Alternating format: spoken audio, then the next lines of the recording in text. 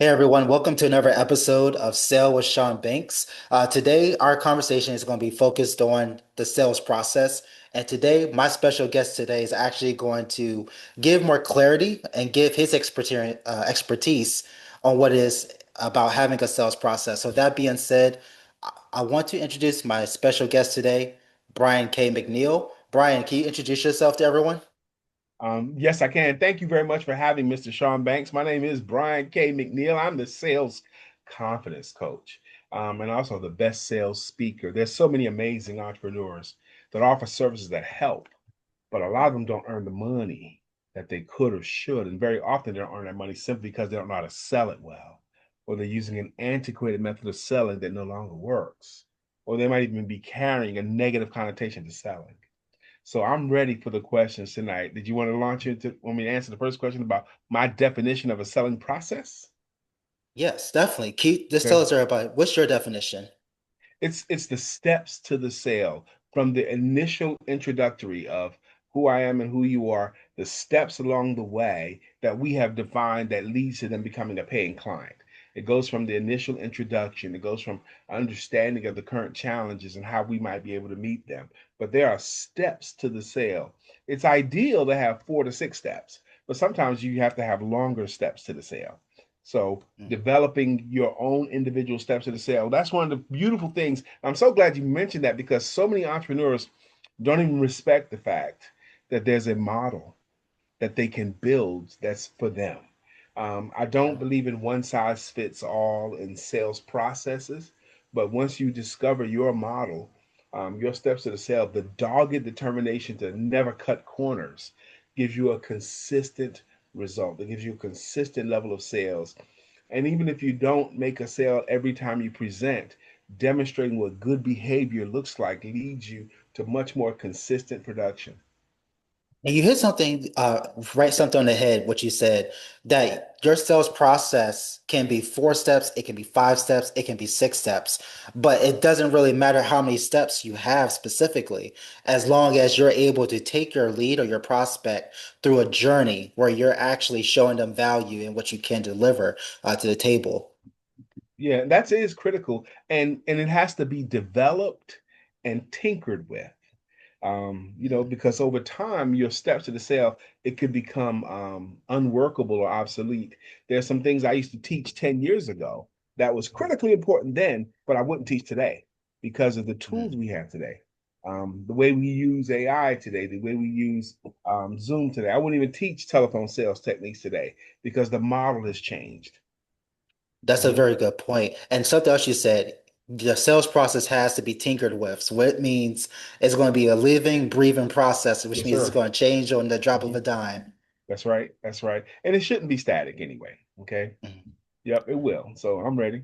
All Mhm. right. And for my next question is, no, what's the benefit of having a sales process for these businesses? I know you hit on it a little bit when it comes to the predictability and having those Mhm. consistent habits, but what are some other value or benefits to having a process in place? It's the difference between what's called consciously competent and unconsciously competent. By developing a steps to the sale, the not so sexy stuff, the nuts and bolts, you can produce whether you're in the mood or not. You don't have to have the perfect weather and the perfect body feeling to produce. If you follow a steps to the sale, a process. If you don't have a process, even if you're really, really good, if you don't have a process, you could produce here and there. Your results will be up and down more. Mhm. And also, even if you are good at it, you can produce, but you can't teach anybody else. You're just competent at it, but you're unconsciously competent. And what I train is a system that makes you consciously competent, that you don't have to be dependent upon your mood that day to be effective. It's just what we do on Mondays. It's just what we do on Tuesdays. It's the steps to the sale process. It gives you a consist, and it really does open up confidence and opens up freedom by having Mhm. a steps to the sale that we doggedly follow.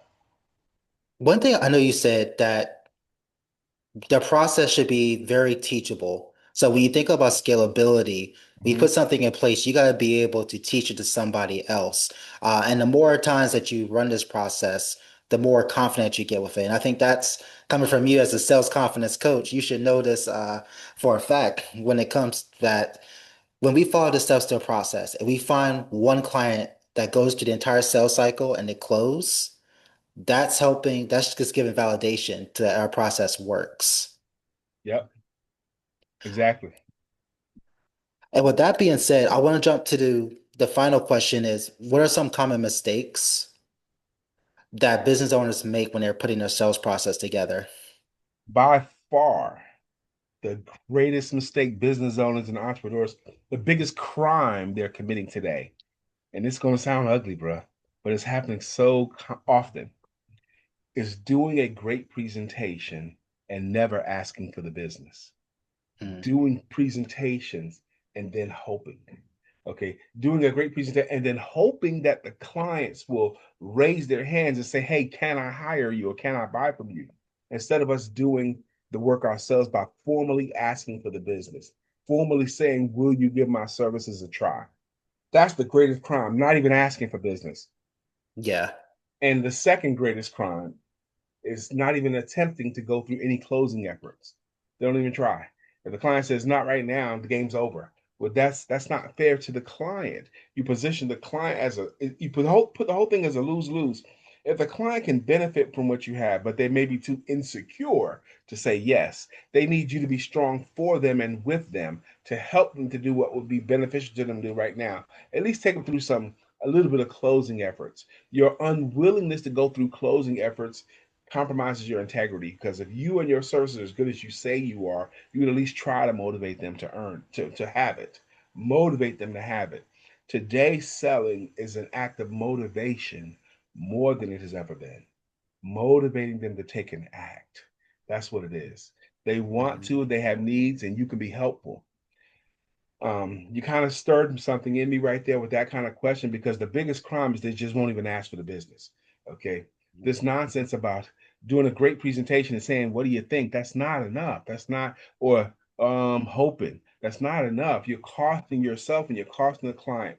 If the client needs your service, entrepreneurial friends, if they could be benefited by what you offer, and you did an adequate presentation, and you don't at least try to ask for the business, when you leave their company, when they go their way and you go away, they like you less because Mhm. basically all you did was highlight their problem and highlight a need, but didn't offer to help. You hit something on the mark with that. I met a lot of business owners, they're afraid to close. What do you think is that mental, what do you think is that mental gap that's blocking people from Sure. asking for the sale? It's because they're thinking of themselves. They're not thinking about the client. They're thinking about what is this person going to think of me if I ask for the business? Am I going to be liked less? They're more concerned about being liked than actually helping the client. It goes back to a question of are you selling for their benefit or to them? Because if you're selling for their benefit, it's because you know they're going to be better off. If you're just selling to them, it's because you're going to make money in exchange for it. So if your integrity is high, if you're selling because you know they're better off, then you should focus more on what they gain and stop thinking so much about what you look like. Okay. You're selling for their benefit. That's the thing. If you're focused on what am I going to look like, it's going to make you question everything. Am I saying the right thing? Am I wearing the right thing? If you're focused on how much you're helping them, how much their life improves, then you'll have the right language and the right conviction. It takes me back to someone that one of my mentors told me is that no, anybody else's thoughts and opinions, you shouldn't let that impact the size of your paycheck. Yeah. And if you're thinking about what that person is going to think about you after asking for the business, like you said, like it's only hurting the business owner. It's not hurting the prospect per se. But I like what you said too. You need to be selling to help people, not selling just to make a check. And I think the person that mentioned that to you is right. Even if the people that are you're talking about, even if they're very well intentioned, even if they're nice people, even if you like them and they like you fine, your income can't be dependent on their opinions. Okay. Your income has to be dependent upon your efforts. I completely would agree with that. Well, that Hmm. being said, that was all the questions I had for today's segment. But Brian, for anybody who wants to connect with you, learn more about what you do, now what's the best way to reach out to you? I'm very easy to reach me. You can go to Brian K. McNeil Speaks.com, BRIAN, the letter K, that's my middle initial. McNeil is McNeill. com, Brian K. McNeil Speaks.com, excuse me, or find me anywhere. Brian K. McNeil. If you Google that, you'll find me on LinkedIn, Facebook. LinkedIn and Facebook are my personal jams. LinkedIn, Facebook, and Alignable. That's where I like to play. But I'm easy to find. Brian K. McNeil. If you Google and put the K there, you'll find a lot of me. Okay. Definitely. And for my viewers too, I will include Brian's email and a link to his website in the Thank you. show notes so that way you can connect with him after. And also, I definitely want to give a shout out to Alignable too, because that's how we met Brian.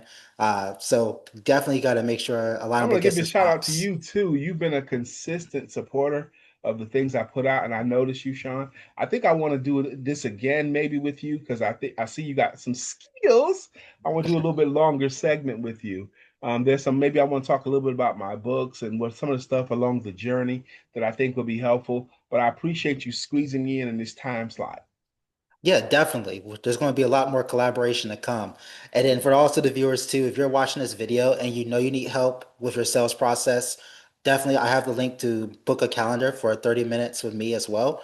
And let's take a look at it together. If you don't have a strong process that's helping you take your leads through your full sales cycle, then we definitely need to have a conversation because we don't want you to get to the point where you're just not making any money from the leads that you're talking with and you get to the point where you're burnt out or you're questioning whether or not if what you're doing is actually for you.